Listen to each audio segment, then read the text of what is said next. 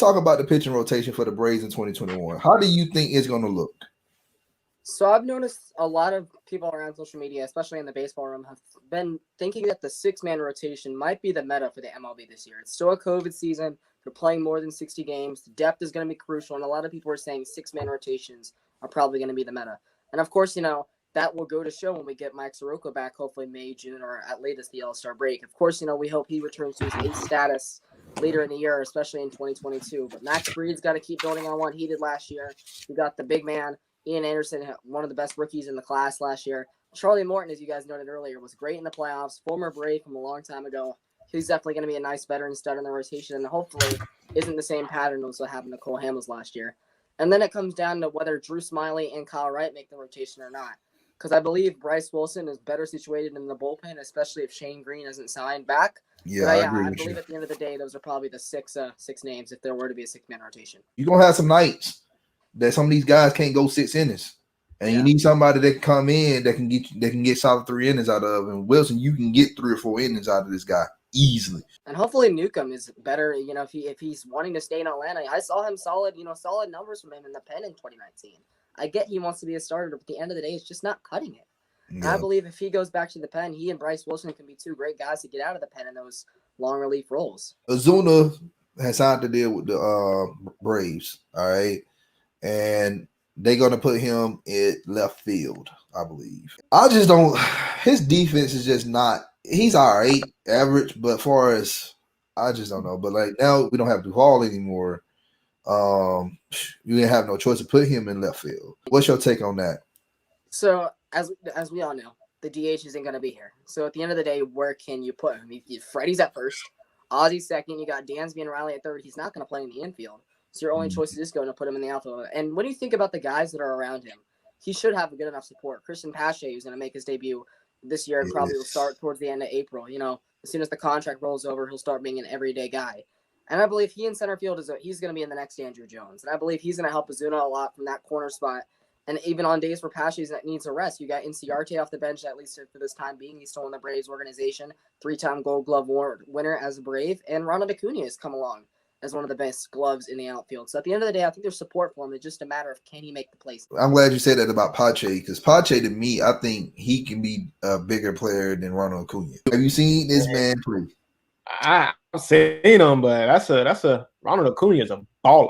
Like that man is a top 10 player in the league already. Yeah, that's a high stake, brother. Who's your favorite Atlanta Braves player of all time? For me, as somebody who didn't grow up with a lot of the 90s legends, I'd have to say Chipper. He's one of the last people that came into my generation that played, with the Atlanta dynasties from the 90s. So I guess out of this point in time, it'd be Chipper. Of course, it's subject to change. I'm a motor mouth. We see the Mets look like they did well this offseason. Phillies looking good. The Marlins, they've been quietly, getting acquisitions in free agency. How you think this season is going to look for the Braves if they try to go for a 4th consecutive run in the East? My thing is, I'm going to be honest with you, I don't care about no doggone division title. Just get to the World Series. It's just, at this point, people my age have seen quite a few division titles, and people your age have seen many more. Yes. So at the end of the day, it's like we get the division titles an important deal in the MLB to get to this postseason, but get past it. Looking at the division, it's getting tougher year by year. I would say the Phillies actually, in my humble opinion, have taken a step back. Harper wants out. JT Realmuto barely signed back. Hoskins and Alec Boehm, I don't think are franchise players, at least at this point in time. McCutchen, Jay Bruce, they're getting older. What did they do to fix that bullpen of theirs, pun intended?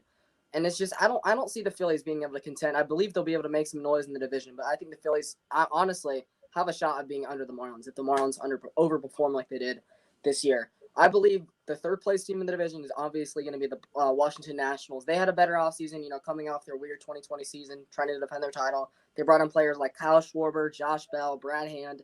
They're getting Victor Robles back, so they'll be a decent team in the division. But I think it's really going to come down to Atlanta and New York. I think that's mostly everybody thinks. But I think we play them three series in September. Those series are going to be the most crucial of them all because, they picked up quite a few acquisitions. Francisco Lindor and Carrasco to be a huge one. They brought in their catcher, James McCann, Trevor May. They solidified their bullpen. just a matter of can the Braves, on paper, I do believe are the better team, but can they win the head-to-head matchups, especially when it matters?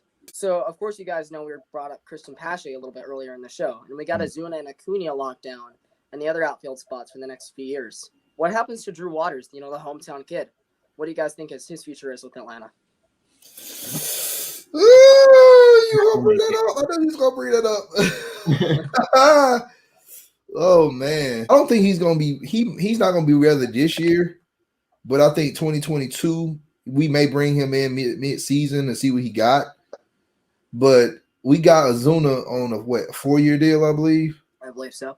All right, we can probably have an out for him after that 2022 season. Do you really want to wait 3 or 4 years with Drew Waters about to hit his prime potential and keep him in the minors? Would you rather bring him up, see his potential, and get a trade package for him? Because the Braves need that one last guy, whether it's in the bullpen or in the third base spot. If they brought in Jose Ramirez or somebody along those lines, I think somebody like Drew Waters, Inciarte, Luke Jackson, that would probably be able to put together a good package to get somebody like that.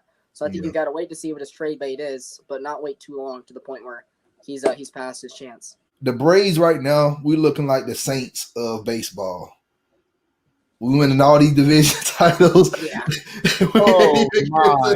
We can't get to the World Series. Oh, I don't know if the budget is on the same line. Bro, I'm telling you though, I'm telling you, man, we looking like the Saints. We looking like the Saints of baseball, man. And I'm looking like, man, we don't want all these division titles, and we can't even get to the World Series. I'm like, don't give him that respect. You forgot to take off the S, but.